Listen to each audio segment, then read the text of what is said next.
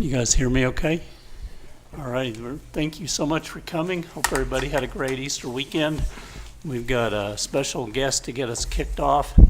So this is Ada, she says Ada Karina Morris, right? But she said Dad calls her Cutie. And we can see why. She's very cute. She's 4 years old, and she's the daughter of Shekiah and Nate Morris, who are here tonight. So we're going to turn the meeting over to Cutie. You ready? I'm not scared. It's okay. Just say I call this meeting to order, and then you get to give it a good smack. Do you want me to say it and you can do the smack? Okay, here, you hold this. There you go. So I call this meeting to order. You want to say it with me? No, that's okay. Well, I said it, so you just get to hit the gap on here. We'll do it together. You ready? There you go.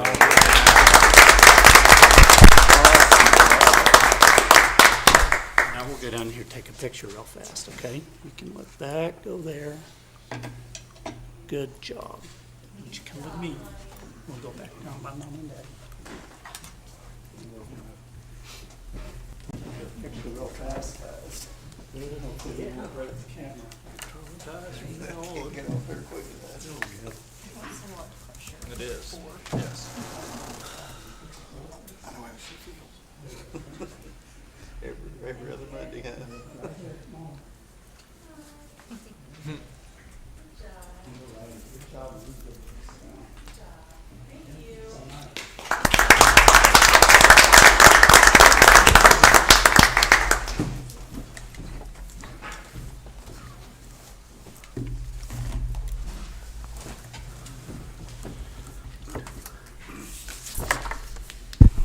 Alrighty, so let's see. Declaration of quorum. Let's call our roll. Matthews. Here. Ingalls. Here. Flood. Here. Bolt. Here. Rutherford. Here. Seahorn. Here. Salter. Here. We have a quorum. Thank you very much. Who's doing the invocation? Oh, Travis is going to do that for us.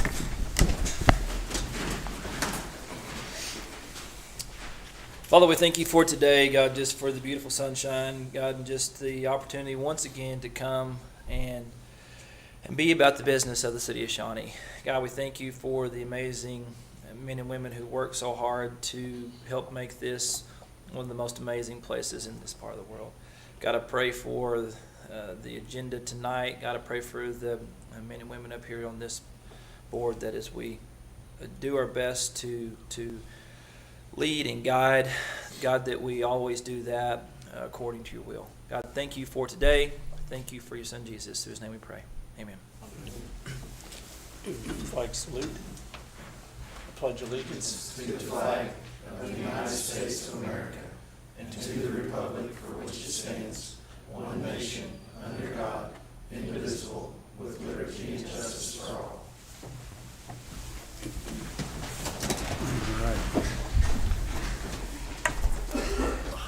Alrighty, so we've got a couple of presentations that we're going to make, and I'm going to come down front to do those.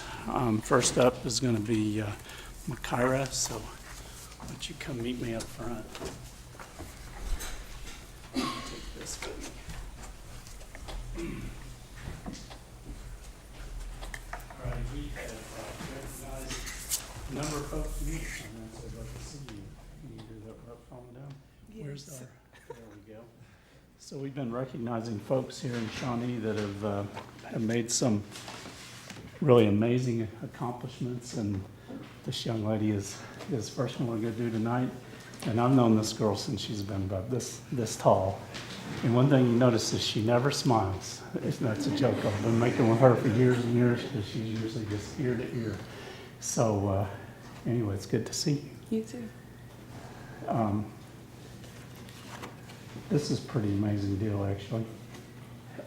We have a certificate of recognition on this 18th day of April 2022 to Ms. Makira Tramble on behalf of the City of Shawnee to acknowledge the 2021-2022 Women's Basketball Bronze National Player of the Year. So, Makari, you're going to school out in Weatherford at Southwestern.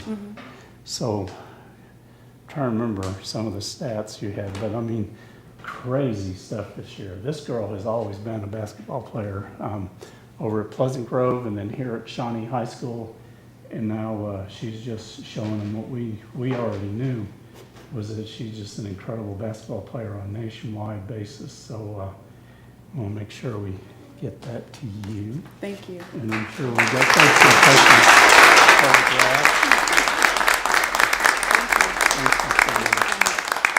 Congratulations. And we have another, because let me tell you, we do lots of good things here in Shawnee. And Mr. Fairbaird, y'all come on up. I've got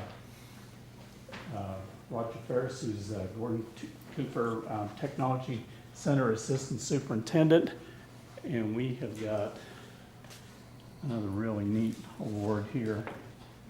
It's like I love telling people, Shawnee can just go toe-to-toe with anybody. So, got a certificate of recognition on this 18th day of April 2022 to Gordon Cooper Technology Center Robotics team on behalf of the City of Shawnee Regional Engineering Inspiration Award. So, about, when was it? It was the day we had all the snow. About the second week of March. The second End week of of the first March. week, yeah. They had the robotics competition down there at Fire Lake Arena, and they had teams in from, I think it was 6 states. There was 40 some odd teams there. About 40 teams from Yeah. 6 different states. And you guys got chosen to go to the World Championships down in Houston. In fact, the whole team is there right now. Right now. I stayed behind. Yeah, well, I'm sorry you didn't get to go with them. Well, I took off Friday. I'll there be you there. go. I'll be there Friday. There you go. But this was an amazing, and if you've never been to one of those competitions, you really need to go to it. It is quite the show. Man, you guys have got sound people, cameras, lighting. Everything. Yeah. I mean, announcers. Announcers. Yeah, they would announce the teams. It was almost reminding me of like the wrestling announcers. I mean, they really make a big deal about announcing teams. So you guys, and I'm gonna let you talk, I promise. That's all right. You guys got chosen to go to the World Championships in Houston. Mm-hmm. The entry fee, my understanding, is $5,000. It's $5,000 for every competition you go to. Yeah. And with that, NASA paid our entry know. fee. So just that, guys that know a little bit about engineering, NASA is paying their entry down there in Houston for that competition they're in. So I'm going to give you that. Okay. If I can get my hands free, I want to shake your hands because you Okay. guys did. Well, I want to give you Oh. these because this is a student medal, and the team want to give the city one. This is the Engineering Oh, very Inspiration cool. Award we won. Very cool. This one is the highest award. We took this from Arkansas. We went that's to nice. Arkansas and competed for chairman's. That's the highest award you can Wow. win. And then a second cow. place finish with a robot in Tulsa. Wow. So one for each. So the team is highly funded by a lot of local industry and in Oklahoma City. So Boeing, Northrop Grumman, DOD through Tinker, our local industry sponsors the team Right. to the tune of about $50,000 a year that allows us to participate in these events and travel around the country. And we're very grateful for those sponsorships. Could you tell them what the competition looks like as far as what the robots do? The robot is, this year, it's different every year. This year, the robot's about 120 inches around, about 5 feet tall, weighs 120 pounds. It can travel at speeds of 12 miles an hour.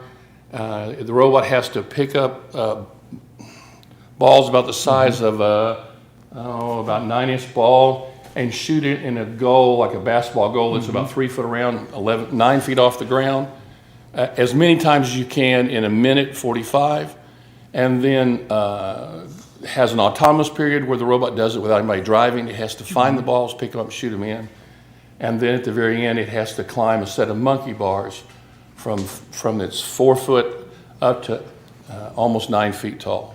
Yeah, it's amazing to watch. Yeah, our robot fell twice and broke in half in Arkansas, so We had to rebuild it completely before we got to Tulsa. So am I correct in that the kids are going to come after they get back? So we'll have them in a future meeting, is that right? Or we We can hope. go out to them either way. Yeah, I don't know. But They'll be anyway, excited either amazing way. to see. But congratulations, that's quite an accomplishment. Thank you very much. We appreciate the support of the city and our local families. We got our official photographer. There we go. All right. All righty, Thank thank you you very very much.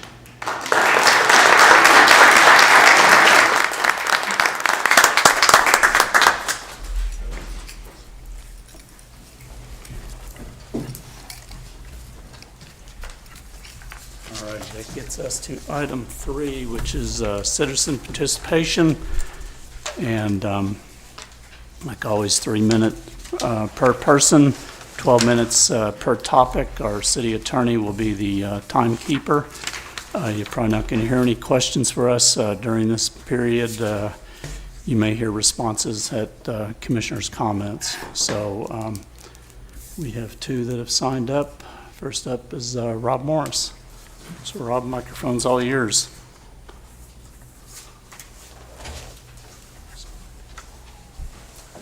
Good evening. Couple things.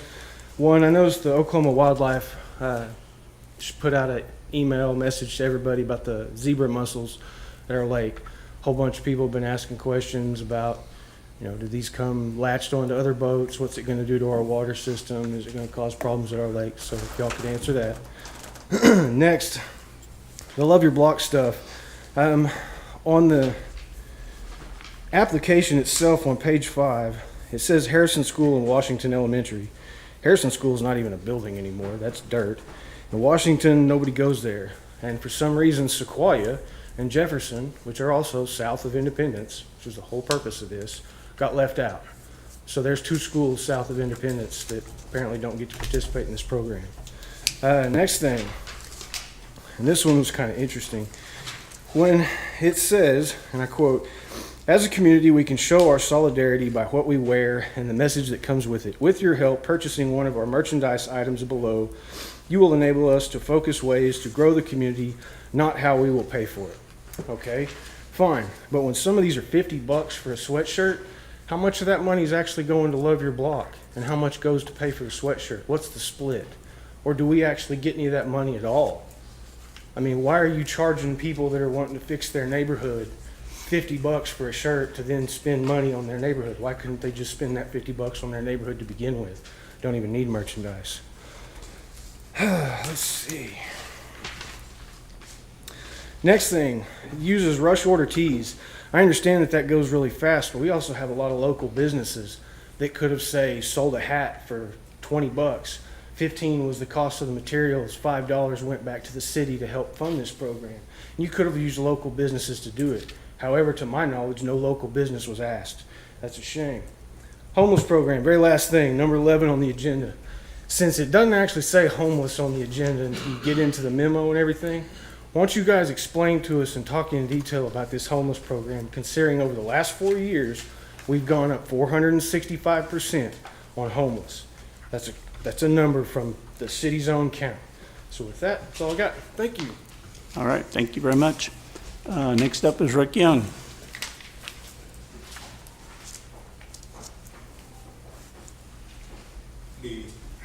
How are you doing, Rick? First off, I want to say something to my classmate Roger Ferris. I don't think Roger Yeah. realized that many years later, just from working his dad's television shop, replacing old tubes, he'd be doing stuff like that. So I commend he and his group, and I applaud you, brother. I just feel compulsion to come before the council for such a time as this, every opportunity that I have a chance to. And I want to commend everybody that's here, paid or unpaid, for just your civic participation in what we're doing in Shawnee, Oklahoma, Shawnee, America. And all of the positivity that's going on right now, I haven't seen in a long, long time. And I just want to encourage it. I know we have a lot of warts. There's a lot of things that we can gripe and bitch about and all that kind of stuff. But I just thank God for the opportunity to be able to, what we have right now in these United States of America, which I personally believe is the greatest nation in the history of the world. I know we have some naysayers that don't believe that, but that's all right. This past weekend with the citywide cleanup, for everybody that was involved, it was kind of chilly, a little nippy out there, and the people came out and did what they could do. And we probably took, I'm not sure how many dumpsters were filled, but we could have probably filled 100 of them. And I just want to thank all those of you that participated and came out and gave your time and your service to say thank you. Also, the city, some of the raising of structures need to be raised. And if we can just go through some of those that have been raised, there are many more that can be. But at the same time, with more participation we have from the citizenry, the better it's going to be. So we get people involved in not only just what, as we heard about, love your block, love your neighborhood, love your city. When we take ownership of our city, you will begin to see it grow exponentially, and that's some of the things that we're working on. One of those things that I'm not one of those guys that give trophies to everybody. Everybody didn't get a trophy. I think he understands that, right? I do commend effort, and we have a lot of effort that's going forth, and I want to just say to you that are putting forth that effort, it's not wasted, it's being noticed, and it's being championed, and I want to continue to do that, no matter what goes on. So anyway, I thank you for your time. God bless you. Thank you, sir. Okay, we're up to item 4, consider approval of the consent agenda. Is there anything anyone wants to pull off consent agenda? And if not, do we have a motion? Move to approve the consent agenda. Thank you, sir. Second. Daniel. And Darren. All right, we have motion and a second for approval of item 4, the consent agenda. We'll call the question. Motion passes 7-0. Item 5, presentation by Animal Control, present Pet of the Week. And I know we have a very friendly dog coming in.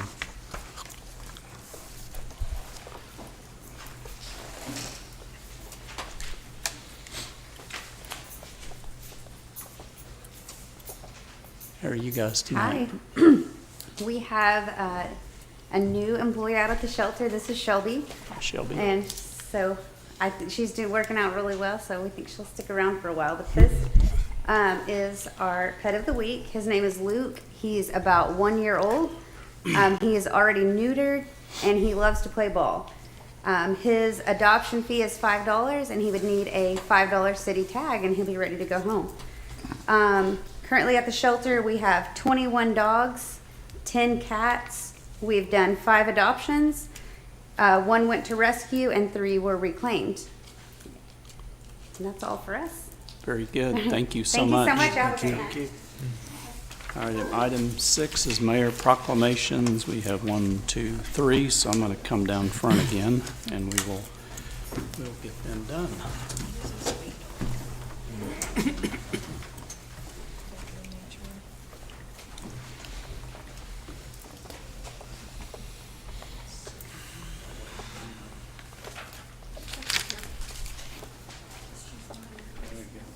Give it back, I promise. First one is, let's see, I need Commander James Duckmeyer. Did I say that right, Duckmeyer? He's not here. I bet you're doing it then, aren't you? Yeah, Barbara. You want to come up, Barbara? I'm glad you could be here. It's good to see you again. Thank you. Leave that right there. So this is for Loyalty Day. Around, you can go east side, there we go. And so I think we did this one last year, didn't we? Yes, we did. Yeah, all right, it's good to have you back.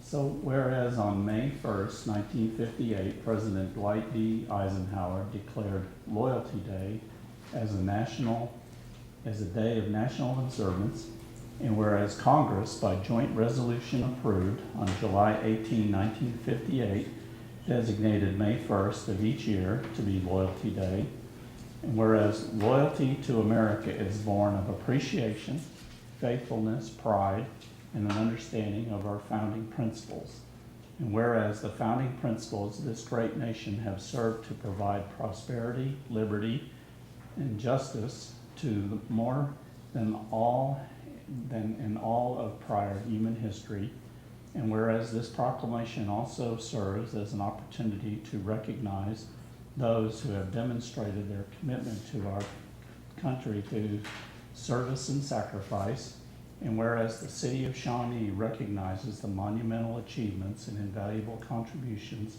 made by Americans that have led to America's founding principles, which continue to guide our nation towards progress and prosperity, And whereas the city of Shawnee encourages its citizens to join in this nationwide observance, and whereas we as citizens of this great nation reaffirm our commitment to these historic principles and recognize the responsibility of fellowship within our community, we as citizens strive to remain civil and respectful to each other and remain faithful to liberty and justice for all. Now, therefore, I, Ed Bolt, Mayor of the City of Shawnee, Oklahoma, by the authority vested in me, do hereby proclaim May 1, 2022 to be Loyalty Day.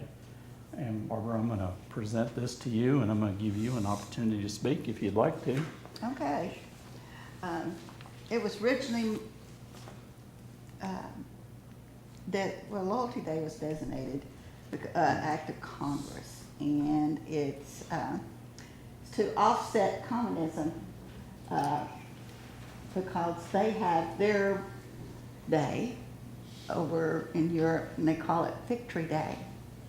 Y'all may have heard it just recently because of the war. And it said Putin was trying to strive to do, offset the victories of Ukraine because Victory Day is coming up. Mm-hmm. So anyway, Loyalty Day is very important, and a lot of our military has fought for this. So we can have Loyalty Day. And I'd like to also to inform you that we're going to have, you may have read it in the paper, we're going to have Memorial Day, and we're going to have it at, the VFW is going to be placing American flags at 8 a.m. at the Fairview Cemetery on May the 28th. And we'd like to be able, and anybody would like to come and help us, we'd appreciate it. It's going to be at 8 o'clock. And then services are going to be held down here at Memorial Day. Mm-hmm. And at Woodland Park, we've never done this before. This is something new. So we're going to do 9 o'clock at Rest Haven Cemetery, 10 o'clock at Fairview, and 11 o'clock at Veterans Memorial Park. And our speaker is going to be General David Stevens, and he is a local from Shawnee. That's all I've got to say, Very and I good. appreciate you. Well, thank you so much. Appreciate you coming out tonight.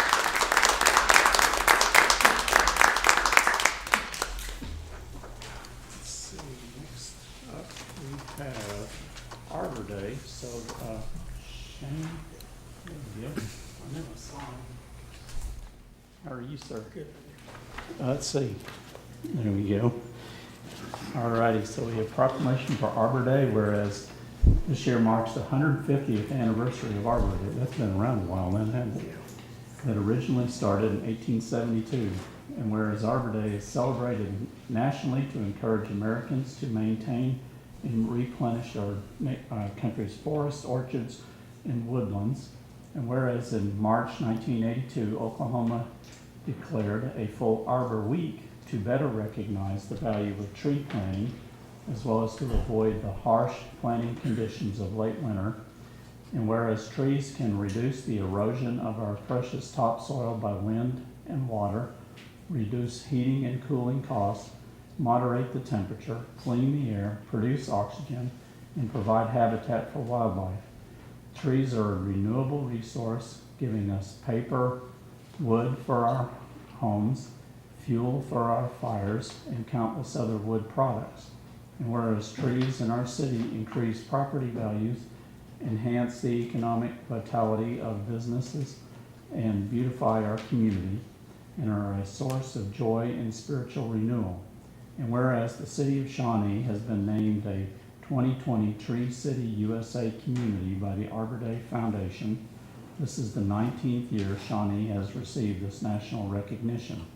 And whereas trees, wherever they are planted, contribute immeasurably to our wonderful city of which we are most proud, in honor of Arbor Day, the city of Shawnee encourages all citizens to plant trees to promote the well-being of this and future generations. Now therefore, I, Ed Bolt, Mayor of the City of Shawnee, Oklahoma, by the authority vested in me, do hereby proclaim April 29, 2022 to be Arbor Day. So I will present that to you. Is there anything that you would like to say? I think you pretty much said it. All righty. Thank you, sir. It's good seeing you.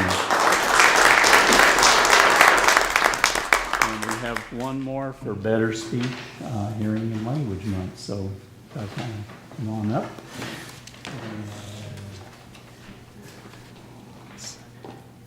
There we go. All righty. So we've got Dr. Kaylin Russ, Dr. Kurt Calise, and Laney Calise is the visual photographer. So, all righty, Better Speech, Hearing, and Language Month. Whereas audiologists and speech language pathologists in Shawnee, Oklahoma, and nationwide observe and celebrate Better Speech, Hearing, and Language Month each year during the month of May. And whereas many of us take communication for granted, however, illness or injury makes speaking and hearing a challenge for many Americans. And whereas more than half of the people impacted by hearing loss are younger than 65 years, and hearing loss is the third most common health problem in the United States. And whereas the Shawnee City Commission recognizes and values the efforts of all who work to eliminate or minimize the isolating effects of communication disorders which affect 1 in 10 families. And whereas most people with communicative disorders can be helped through medical and surgical treatment, hearing aids, and hearing and speech rehabilitation. And whereas our citizens who have overcome hearing impairments through early diagnosis and proper treatment are able to lead more independent, productive, and fulfilling lives.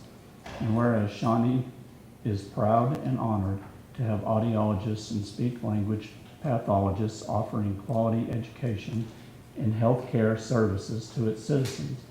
Now therefore, I, Ed Bolt, Mayor of the City of Shawnee, Oklahoma, by the authority vested in me, do hereby proclaim May 2022 to be Better Speech, Hearing, and Language Month.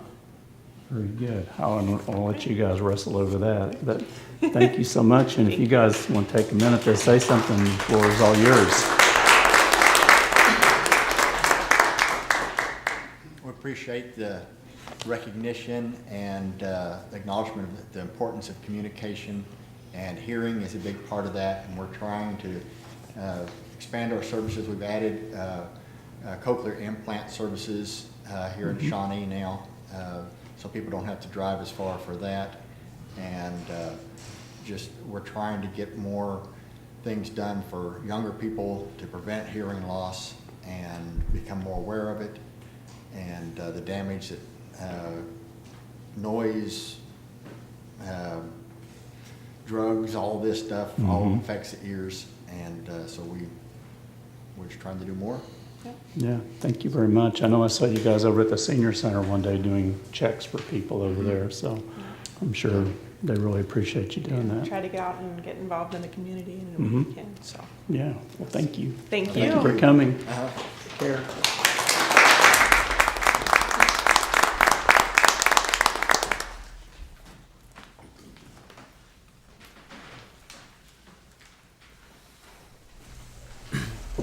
We are up to item 7, presentation of the fiscal year 2020-2021 annual comprehensive financial report and single audits. And Mr. Bussell, you are up, sir. How are you? Yes, sir. Doing well. Thank you. Mr. Mayor, Commissioners, to present the ACFR, the annual comprehensive financial report and single audit for fiscal year 21, we have Kinsey from Arledge and Associates. He's a senior audit manager that was working on our engagement.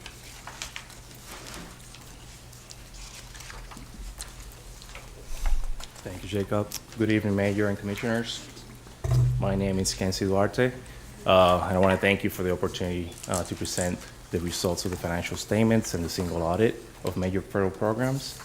For the comprehensive financial report, I'm glad to report that we have an unmodified opinion. What that means is financial statements are presented fairly, in all material respect and conform with the U.S. GAAP, which is generally accepted accounting principles. With that, we did not identify any material weaknesses or any significant deficiencies. As far as the single audit report of federal award programs, we're glad to report on a modified opinion as well. That means that for the major programs, the city has complied in all material respects with the compliance requirements of uniform guidance. We reported no identification of material weaknesses or significant deficiencies there either.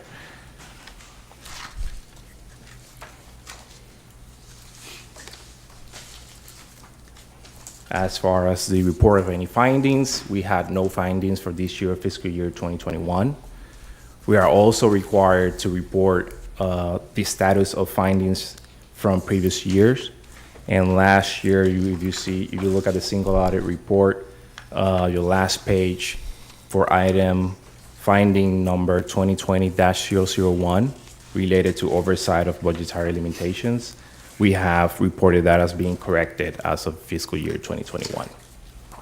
With that, I wanted to make sure I thank Jacob and his team for working through the process of getting the audit completed and open it up for any questions that you guys may have. Any questions?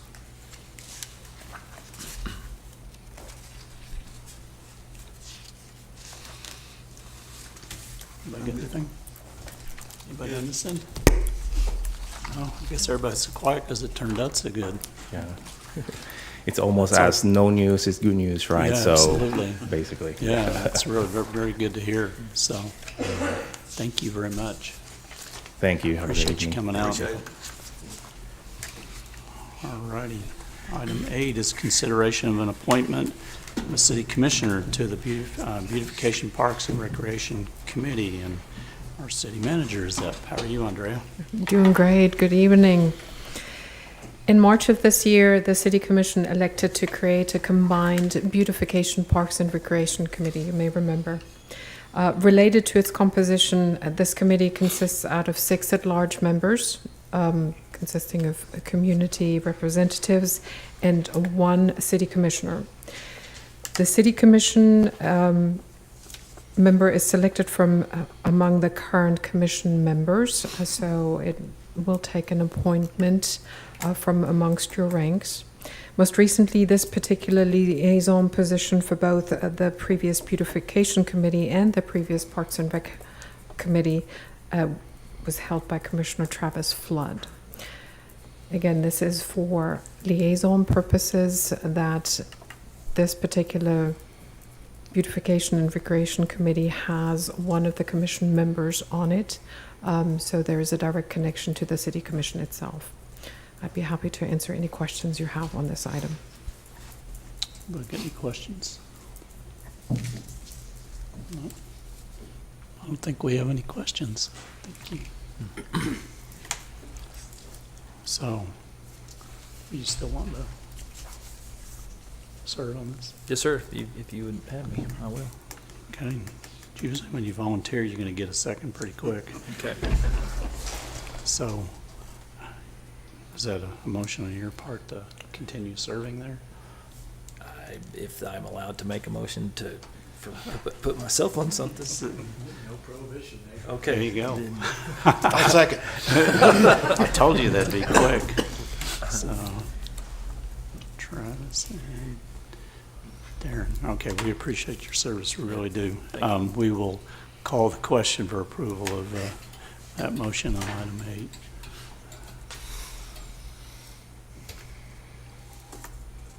Yeah, that passes 6-4 and 1 abstention.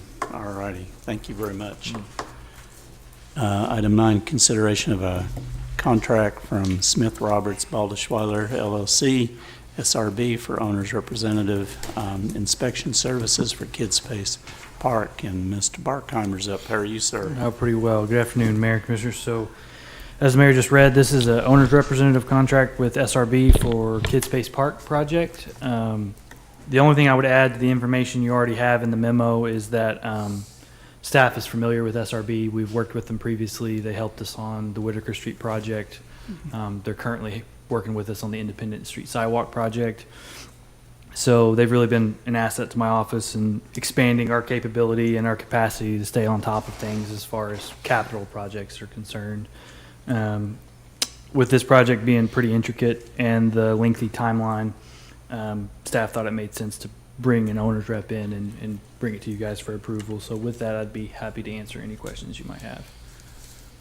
Okay, questions? About the only question I had was why we're using an outside entity as far as inspectors where they're driving back and forth out of Oklahoma City. It seems pretty inefficient to me. As far as why we didn't bring a contract from it, Well, is there nobody locally, I guess? not to my knowledge, that does this service for construction inspection. I think everybody would be coming out of Oklahoma City or Tulsa. I mean, to me, it doesn't make sense not to use somebody. I mean, because I'm sure there's somebody to be qualified locally, you would presume. So Between Johnny Patterson or Johnny Collison or. I actually asked John about that, and it was pretty slim also. Was it? Yeah. Okay. Yeah, the service includes daily construction inspections, so somebody on site, probably what you're familiar with, but it also includes, pay application review and some resident engineer services that they do through that process, and it's just, there's not that. That's what I was looking at, 800 hours for the inspector, which 2/3 of that's gonna be road time. Hour here and hour back. But anyway, if there's nobody here locally, I mean, Oklahoma City's closer than Tulsa. Yep. Good question. Anybody got another question or? No? I don't know that this makes it that much better, but it might make it a little easier to stomach. The SRB does do this service all over, including Midwest City.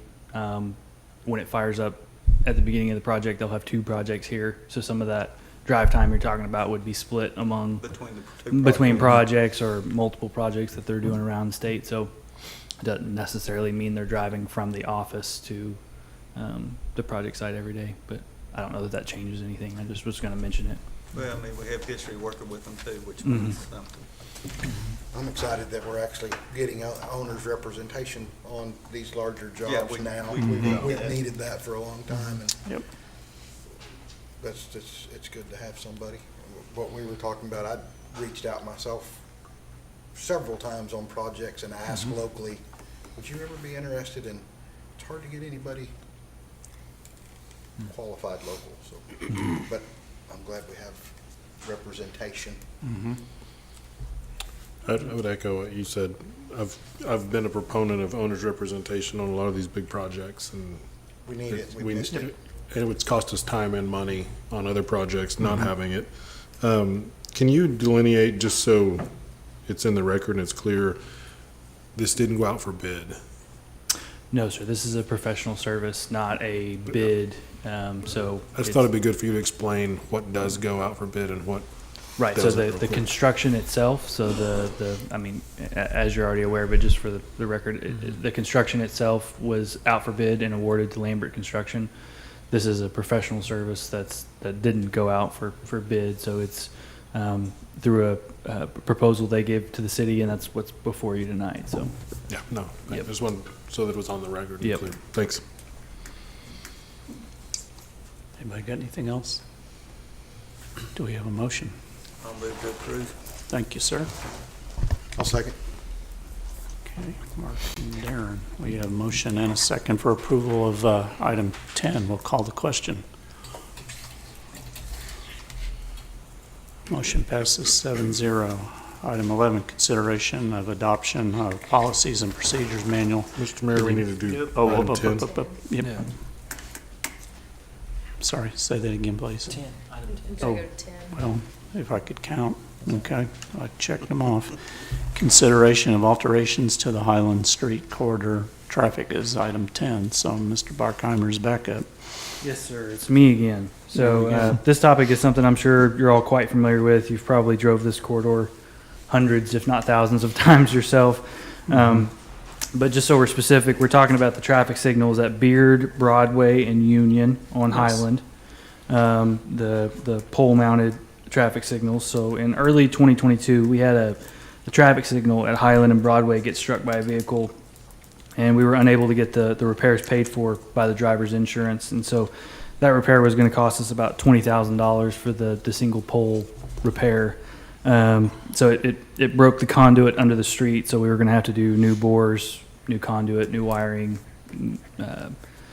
reworking the traffic signal cabinet, et cetera. So it was going to be kind of expensive. And with this repair kind of being a reoccurring effort, it seems like it happens fairly frequently at these three intersections. The city manager's office and Brad with Public Works asked my office to take a look into the possibility of making these three intersections four-way stops and what that might look like. So at that time, we commissioned a warrant analysis for the three intersections for their traffic signals. And what that study showed was that none of the 9 typical signal warrants were met, and there would be no change in the level of service of the operation of the intersections should we decide to remove the signals and go to a four-way stop. So once we received something you may not have considered that's not mentioned in the memo is that the intersection at Beard and Highland is actually considered US Highway 270B. So it's on ODOT's system as far as inventory. And once we received the warrant analysis that kind of came to the conclusion that the traffic signals may not be needed, I presented those to ODOT's traffic engineer. And he agreed that it made sense to remove the signal, but they presented that warrant analysis to the ODOT Transportation Commission at their April meeting just a couple of weeks ago. And that Transportation Commission voted to allow us to remove the signal should that be the desire of the commission tonight. So with that, I would just reiterate, staff is requesting the removal of the traffic signals at Beard, Broadway, and Union on Highland Street and making all three intersections four-way stops. And with that, I'd be happy to answer any questions that you guys might have about the warrant study. I've got questions.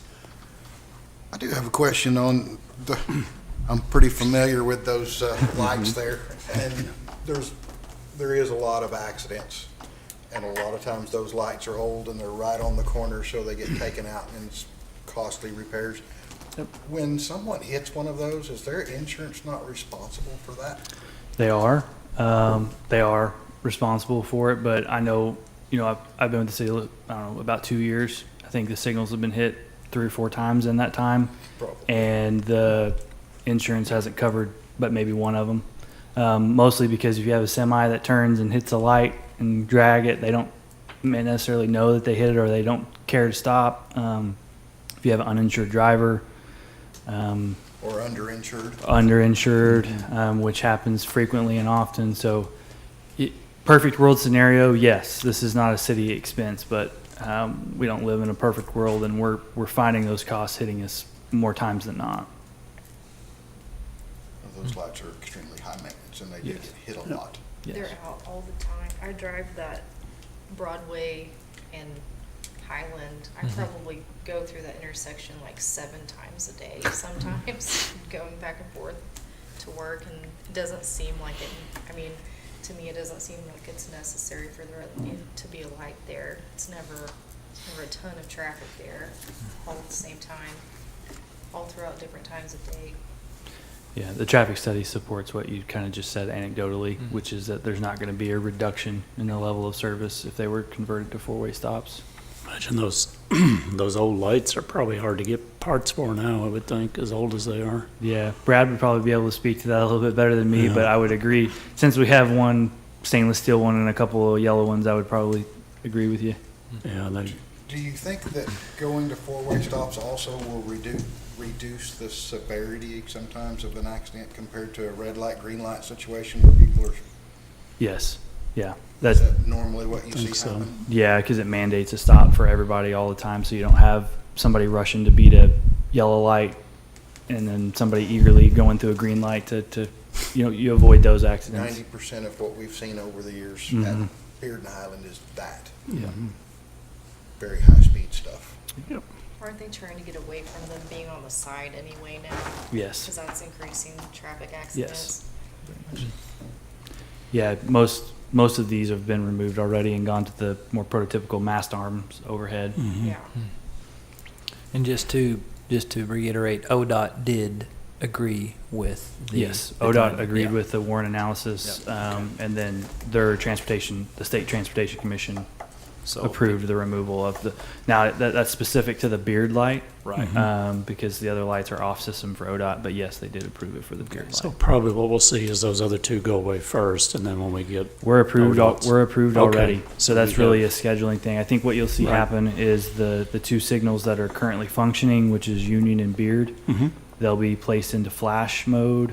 Mhm. We'll put up stop signs, we'll put up advanced warning signs, and then they'll be left in place for a time period. And then once we see that there aren't any unintended consequences to all three of them being four-way stops, we'll go ahead Right. with the removal of all three intersections.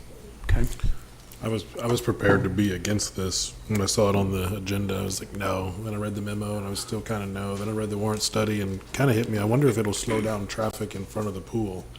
If we have stops on both sides, you know, if you hit it green, you've got pretty fast moving traffic in front of the pool. But I could see how it could really even slow down a little bit of traffic just right there in front of the pool because you're. And I would also coming- mention, and to your point, I think that makes sense with the project that we have upcoming with Woodland Veteran Park being a Yeah. part of that.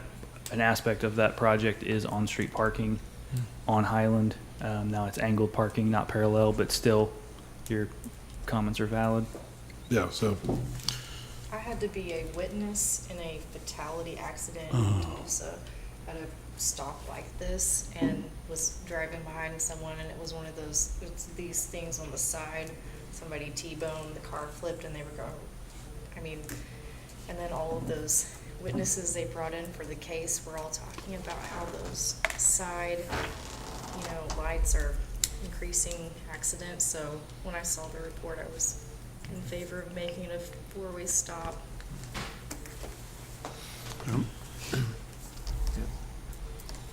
Anybody got anything else? When we go to the four-way stops, will the signs be located where the poles for the electric lights going to be, or is it going to be in the middle? They will probably be off to the side, so I don't know if they'll be in the exact location of the existing poles, but they would be not in the middle. So making right turns will probably take out the stop sign. Yeah, I would say no more than other stop signs, but very, possible, yeah.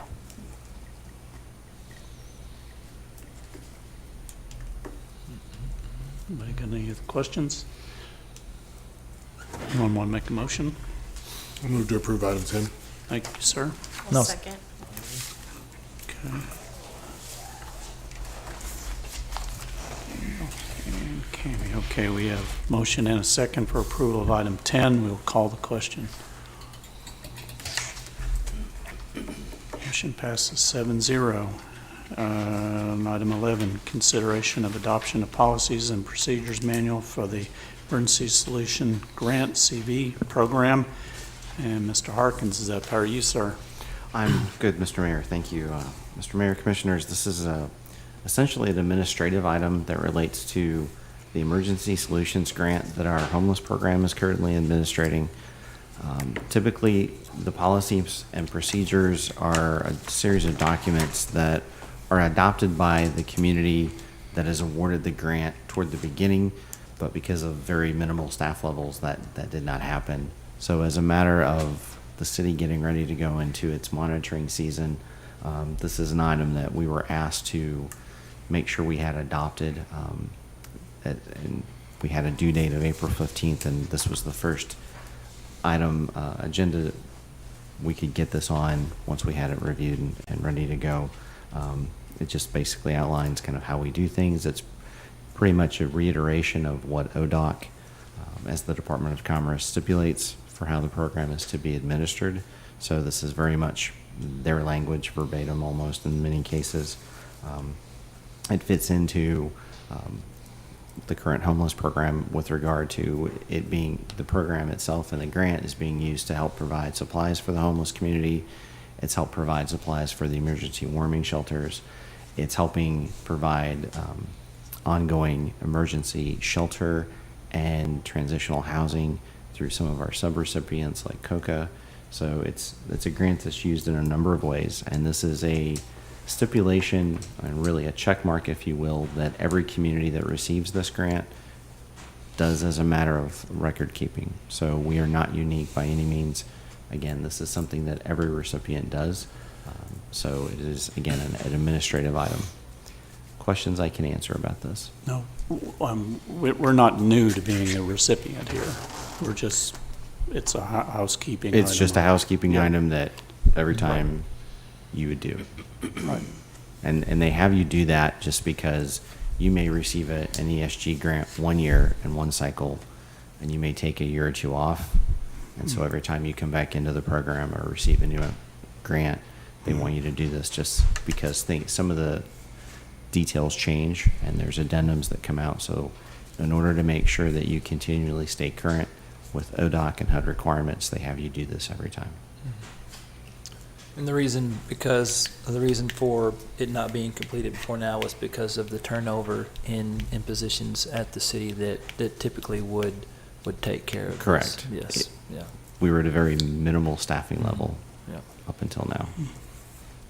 I have two questions. This is just the policy and procedures manual, but I assume we have the paperwork that goes with it. One, the required, like the intake documentation that HUD will require or inspect.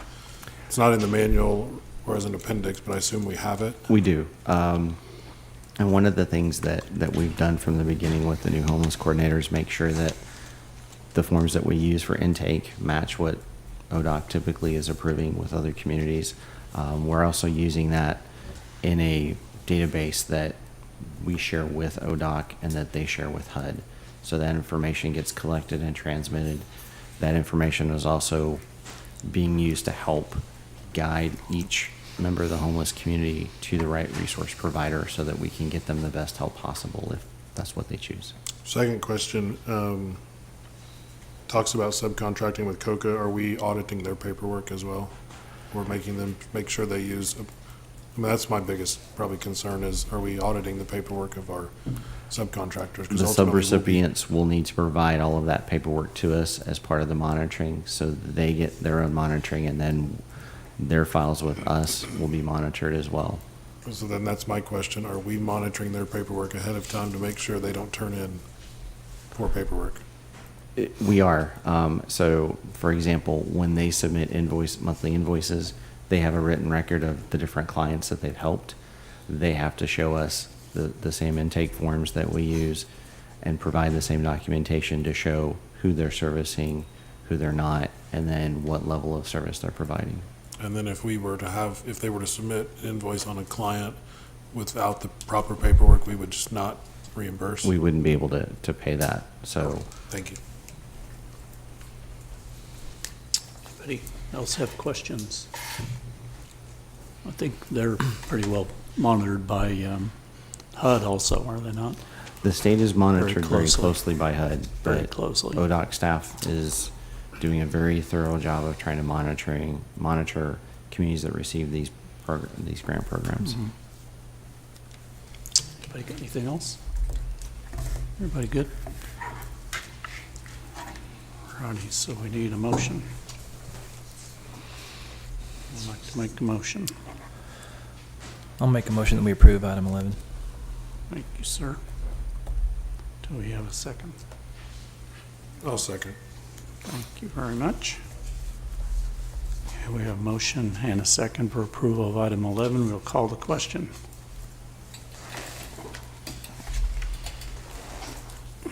Motion passes 7-0. Item 12 is a public hearing in consideration of ordinance to rezone property located at 1717 East Remington Street from R1 Single Family Residential District to R1 Single Family Residential District with a conditional use permit, CUP, case number CUP 03-22, applicants Stephen and Gloria Barnett. And Mr. Harkins is back up. Thank you, Mr. Mayor, Commissioners. This is an item coming from the Planning Commission.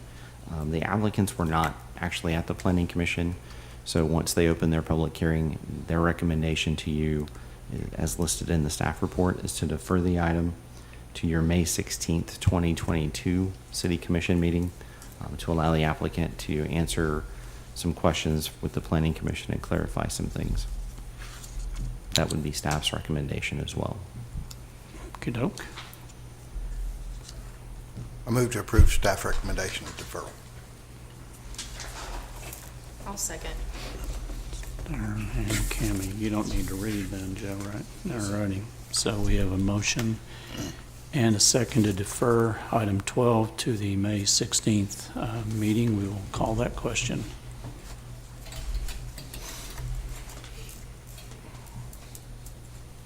And motion passes 7-0, so that'll be deferred till May.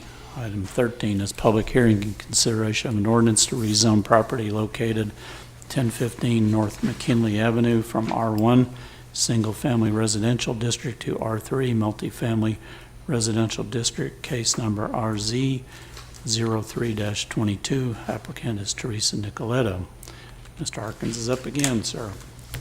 Thank you, Mr. Mayor and Commissioners. So this is a public hearing to do a rezoning for an infill development at 1015 North McKinley. The applicant is looking at the R3 zoning designation because they're looking at doing some small density multifamily type development, as noted in the staff report, a combination of 2-bed, 2-bath units and 3-bed, 2-bath type of units. The future land use map designates this area as mixed use, which means it can serve in a number of functions. One is a transition zone between residential and the typical commercial. When you apply the zoning to that, it gives you an opportunity to use design and other factors as a way to provide buffer and screening and that step down type scenario that's somewhat different than the traditional pyramid Euclidean type of zoning, where it's this is this and this is that, and you keep them separate.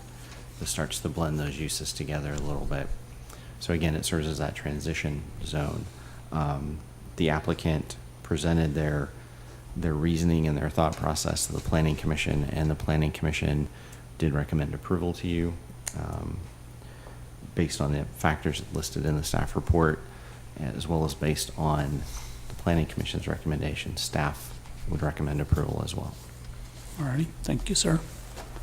So with that, we will open the public hearing. Is there anybody here to speak in favor of this proposition? There we go. Come on up.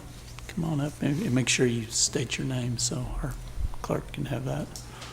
Hello, my name is Eve Ledbetter. I'd like to apologize for my dress. I was at a Don't worry site about today. that. But Don't I worry am about that. here representing Teresa Nicoletto, the applicant. So obviously we're in favor of it. But if you guys have any questions you'd like to address with me, I just wanted to make sure I'm here and ready to answer those. Okay, very good. Thank you very much. Is there anyone else who would like to speak in favor? Is there anybody who would like to speak in opposition? Seeing none, we will close the public hearing and go to discussion. So, gentlemen, have you guys, you Cammy, I'm sorry. It's okay. You guys, you've got any questions or anything you want to talk about? I think Brian explained it Yep. well. Anyone want to make a motion? I would make a motion to approve. No, second. Tammy and Travis. Okay, we've got a motion and a second there for approval. So, Joe, I believe you were up, sir. Thank you, Mr. Mayor. An ordinance concerning the zoning classification of the following described property located within the corporate limits of the city of Shawnee, Potawatomi County, Oklahoma, to wit, lots 3 and 4, block 8, Dexter's second addition to the city of Shawnee, Potawatomi County, Oklahoma, according to the recorded plat thereof. Less and accept a tract of land 10 feet by 15 feet situated in the northeast corner of said lot 4, more particularly described as beginning at the northeast corner of said lot 4, thence west 10 feet, thence south 15 feet, thence east 10 feet, thence north 15 feet, to the point of beginning from zoning classification R1, single-family residential district, to R3, multi-family residential district, and amending the official zoning map of the city of Shawnee accordingly. Thank you very much. Okay, we have a motion, a second. We will, for approval, we'll call the question. Motion passes 7-0. Item 14, consider bids, 504 South Kickapoo Street, Shawnee, Oklahoma, be an opening, and it's Mr. Barkheimer.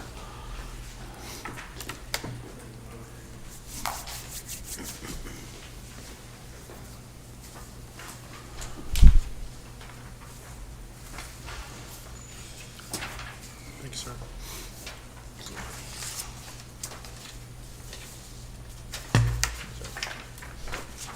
Thank you.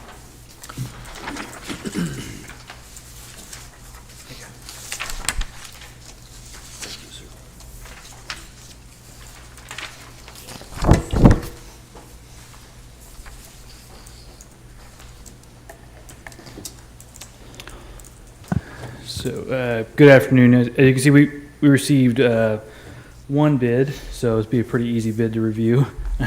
So, with that said, we have one bid from SCI for $18,500.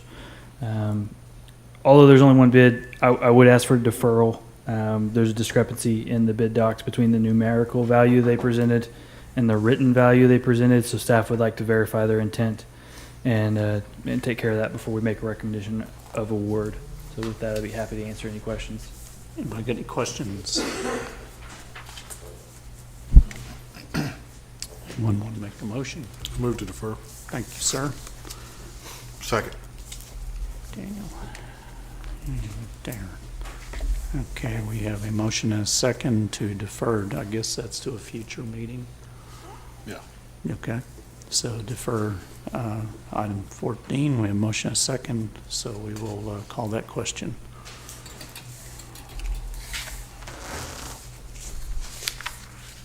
Motion passes 7-0, so that's deferred to a future meeting. Item 15, acknowledge monthly sales tax and budget reports.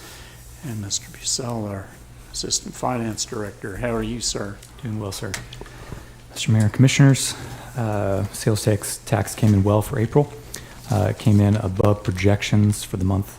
And year-to-date, sales tax is above prior year actuals by approximately 7%. For use tax, April 2022 came in slightly below projections, and year-to-date, use tax is above prior year actuals by approximately 28%. For expenditures, our general fund and SMA are within budget. If there are any Good. questions, I'd be happy to answer. Anybody got any questions? I guess not. Well, good news. Make you do it again next month. Thank you very much. Item 16, new business. No new business, Mr. Mayor. Thank you, ma'am. All right, we are down to commissioners' comments. I think we started this end last time. Do you want to start? Sure. Fascinating to hear the robotics stuff. Look forward to seeing the team and hope they do well this weekend. Really cool stuff, and sometimes I don't think we realize it's going on in our community. I do want to confirm that Rick Young does not make sure everyone gets trophies.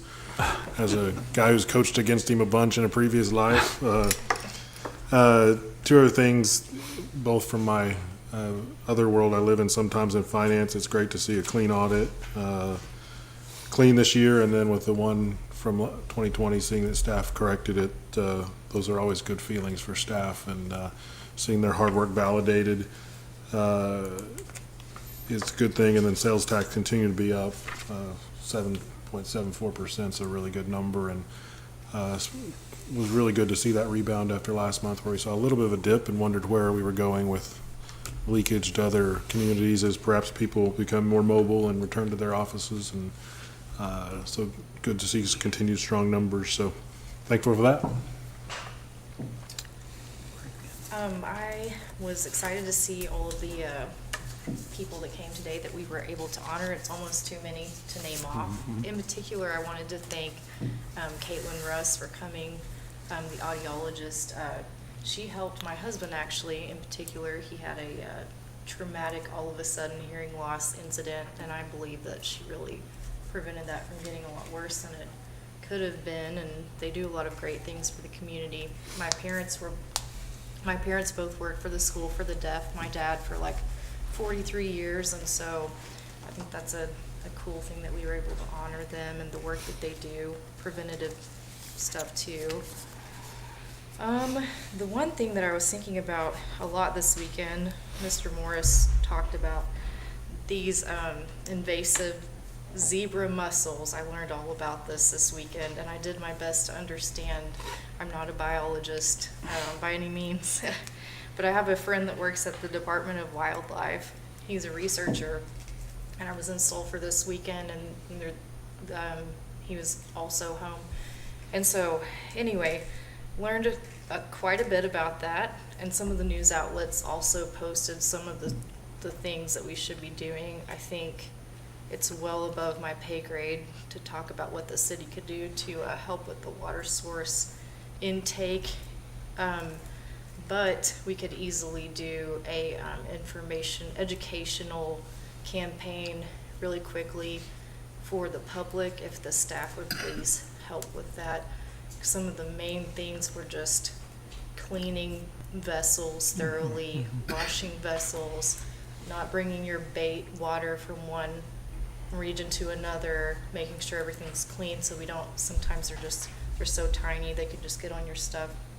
If you're using your boat, washing it really well and then waiting like 4 days is a recommendation before you put it back in the water. So I'm sure that staff will come up with appropriate measures, but I think that an educational campaign would be really cheap and easy for us to put together really quickly before boating season really kicks off. That was my main topic of interest this weekend. That's all I have. And again, just reiterating the amazing things that we have going on with our young adults and some of the fantastic programs that we have at Gordon Cooper, and just to see our citizens going off into just far regions of our world to do amazing things, whether it be basketball or building robots that can shoot baskets and climb monkey bars, which is the craziest thing I ever heard in my life. But also knowing that knowing one of the two of the young men that are on the robotics team, that when their robot did fall and Mr. Ferris is right, it broke in half. They've spent hours and hours and hours rebuilding this robot from scratch to get it ready for the next competition. Something that took them a full summer to build, they've gotten together and did it in just a few days. And it's unbelievable the amount of work that these young people put in so that they could have their robot ready to go to Houston. And they left earlier today to make that trip. And that shows you the commitment to where, I don't know about you, but if my robot fell off a ladder and broke in half, I might just cry and go home, And they got together and worked like crazy to repair it, and have even made some improvements based on the massive failure. And that's something that you always love to see when individuals that take the opportunity to learn from mistakes and not build back the same, but build back better. Also, just as far as the other lakes and states where I have traveled and seen the not only the education but signage on the lakes for the zebra mussel outbreaks and how to take care of those. I think that's something that could be quickly done to alert folks and tell them what they are supposed to do and not supposed to do, and something like Commissioner Ingalls said that could be easily done before the active boating season, along with a significant campaign towards understanding exactly what they are and how they could damage our ecosystem at our lakes. And so another thing that, like I said, with some intentional efforts, and that's what, as reading through documents and reports, that was the biggest I guess the biggest tool that they use to help to prevent further spread and continued damage was just basic education. And so I think that's something that we could do as a city with some intentionality and get them going the right direction. Let's see. As always, thank you, staff. You're amazing. Continue to see the amazing works that you did. Brad and your crew getting everything set up for the cleanup this weekend. I was unable to attend because I was at an Easter egg hunt where we were giving away 30,000 Easter eggs, and I cooked almost 750 hot dogs, and so it was pretty spectacular. We had 1,000, didn't quite make 1,000, but not much fun smelling like a hot dog for 2 days. But you know, I was pretty impressed to see the communities that were able to, neighborhoods that were able to come together and really work on cleaning up, and just the opportunity to take pride in our city, and very, very thankful for the men and women in your department that helped to make that happen. So thank you, sir. Appreciate that. And then Ms. Morris, she has already left. I know that there are several things that they are working on through the Love Your Block grant and through those applications. And that was an application that was given to us by the Love Your Block organization. It wasn't something that we created. And so there was a plug and play thing. And so that's probably where some of those conversations might be answered. And I know that our hope is to continue to do our best to use the funds and use the opportunities that we get through grants and things like that to not only to create a better neighborhood, but just a better Shawnee all around. So thank you again. Thank you, sir. Sales tax continuing to be up. That's good. Thanks for those good news. Sales tax, use tax. Wanted to thank Andrea or everyone that was involved in getting his owner representation on a job this size. We've needed that on a lot of jobs prior and weren't able to get that done. And now that's been a priority, and I think that's really going to help. I had reached out, Mark brought it up to some locals, and that's such a specialized area that, you know, maybe there's not somebody here, but hopefully moving forward, we will continue down that path of having owners' representations, and on next building expansion we do, then maybe there is some local people we can look at, but just having one in general is a great thing, so thank you for that. And you guys covered the rest of my list. Thank you. The list is pretty short, I promise you.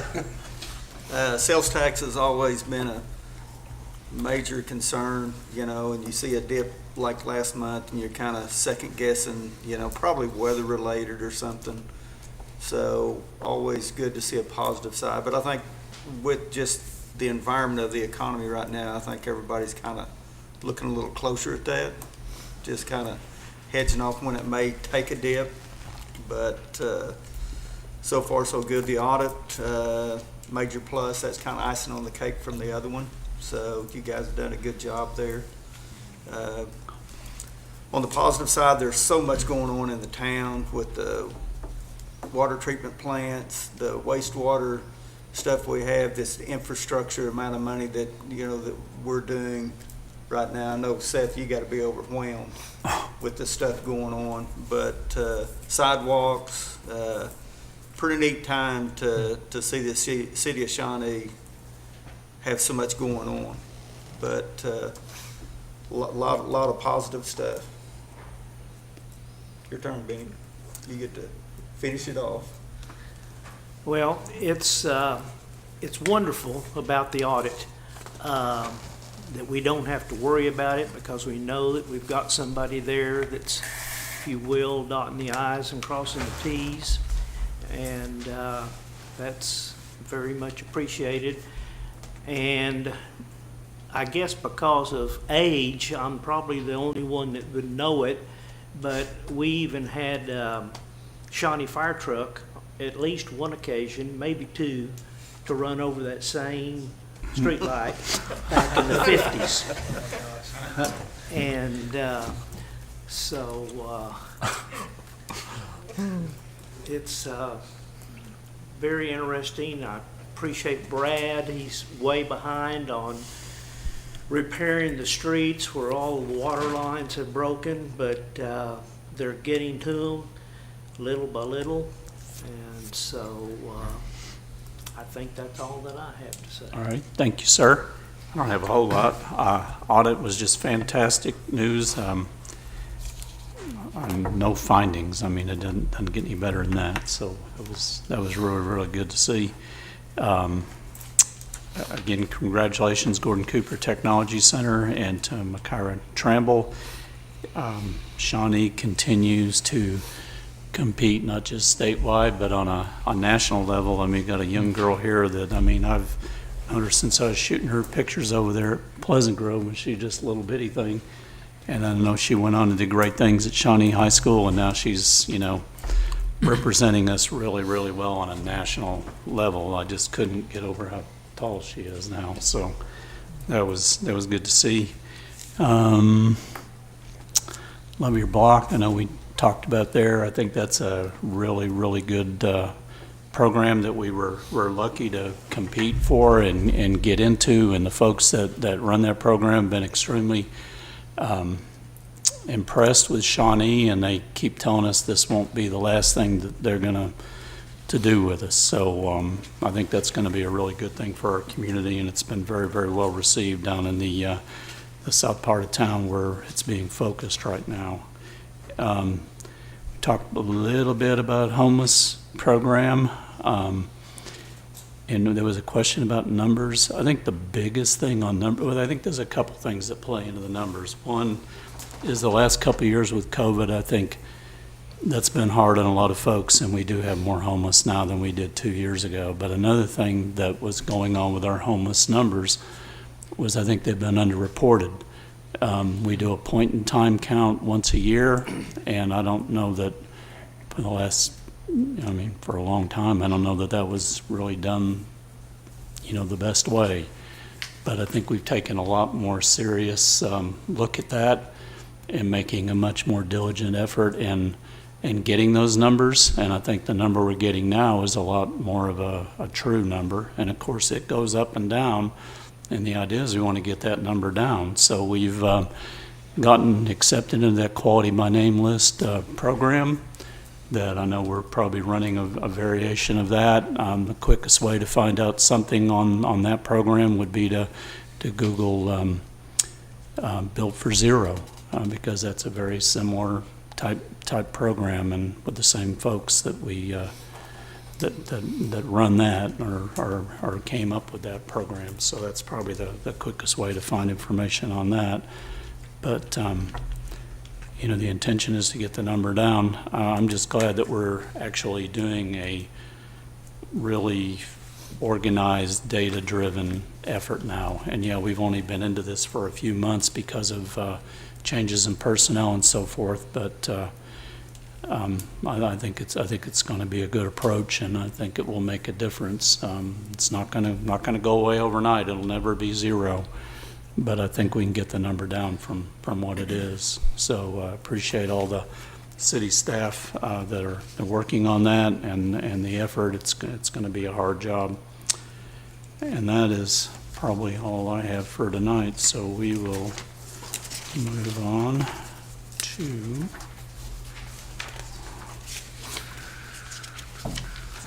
there's more pages there than I thought.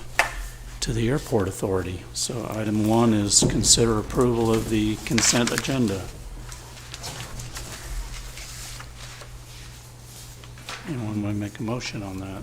Move to approve item 1. Thank you, sir. Second. Daniel and Cammie. Okay, motion and a second to approve item 1. We'll call the question.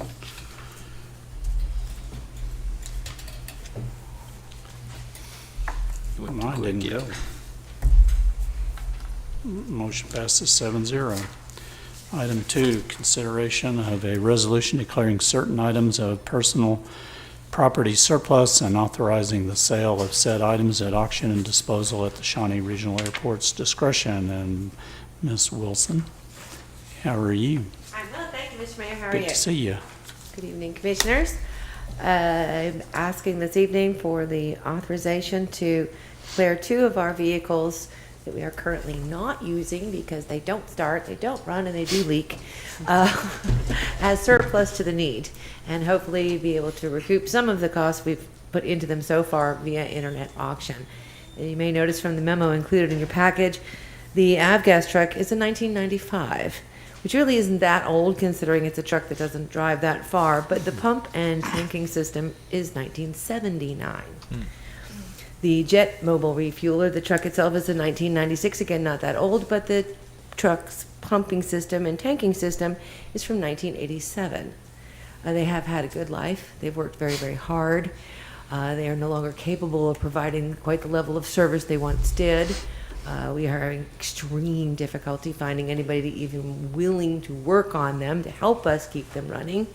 And the minimum costs for doing that are well beyond the value of the trucks. So it is the request of the staff and the recommendation of the Airport Advisory Board that we stop spending that good money after bad and declare them surplus and see if someone else is willing to buy them from us. And we had such extremely good luck selling vehicles, smaller vehicles, because of the shortage. We're hoping to do reasonably well on these, and the tanking systems and the pumping systems that we're having challenges with, others not using aviation fuel might be able to use for a different purpose and would be able to refurb them for those alternate purposes. I'd be happy to answer any questions about it. Anybody got questions?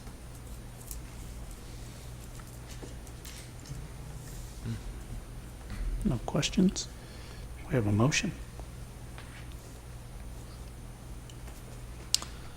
Move to approve. Thank you, sir. I'll second.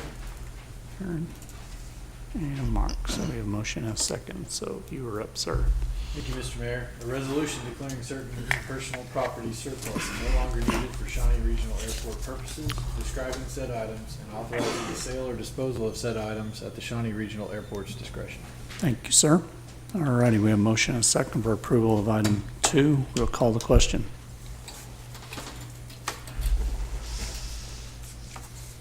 Motion passes 7-0. Item 3, discussion and consideration to enter into a lease to own agreement with Ascent Aviation Group, Inc. for 2 refuelers in the amount of $166,882. I bet this is kind of related, isn't it, Monty? Serendipity, I don't know, good luck, whatever. As the equipment that we had been operating failed for one last time, I was notified by our fuel broker, which is Ascent World Fuel, that they are rationalizing their fleet of vehicles nationwide.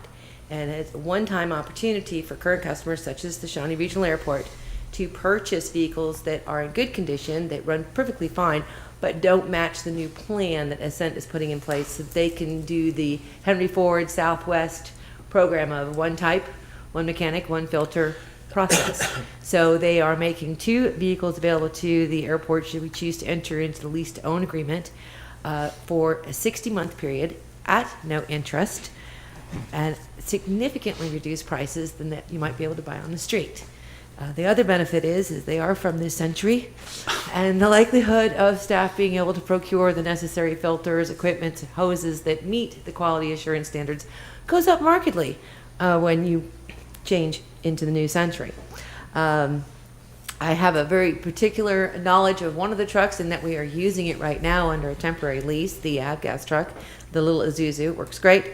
And I have a linkage knowledge to the other one. I have assurances from a gentleman I worked for 17 years who's currently using the jet truck that he had his mechanics go out and look at tail to toe and back and forth and check everything and said, yes, I should definitely accept that one if that's the one on offer. So a personal recommendation from a gentleman who's been an airport director for even longer than I have, that the other one is in good shape. We are absolutely reliant on the jet truck for our jet fuel sales. Almost 90% of the sales of jet fuel at the airport come via the truck. It has the capacity to push fuel very quickly. It's a huge convenience. Even some of the aircraft that come in have sort of an umbilical relationship where we have to hook them up to a pressurized hose.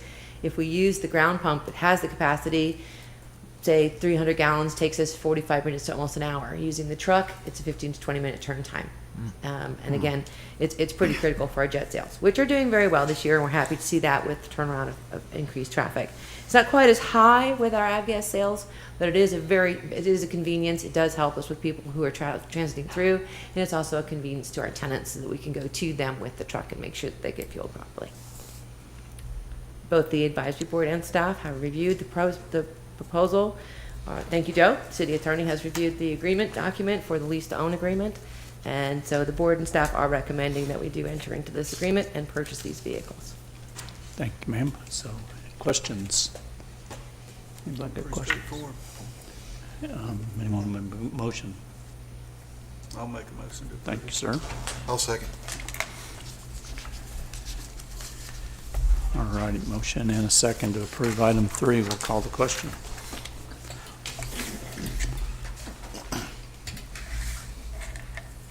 Motion passes 7-0. Item 4, new business. No new business. Thank you, ma'am. We are adjourned, and we will go to the Municipal Authority.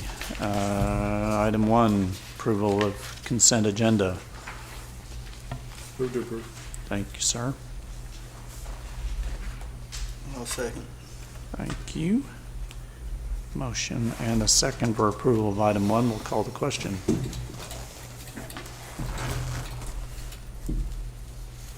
Motion passes 7-0. Item 2, new business. No new business, Mr. Mayor. All righty, thank you very much. We are adjourned. Thank you for coming this evening.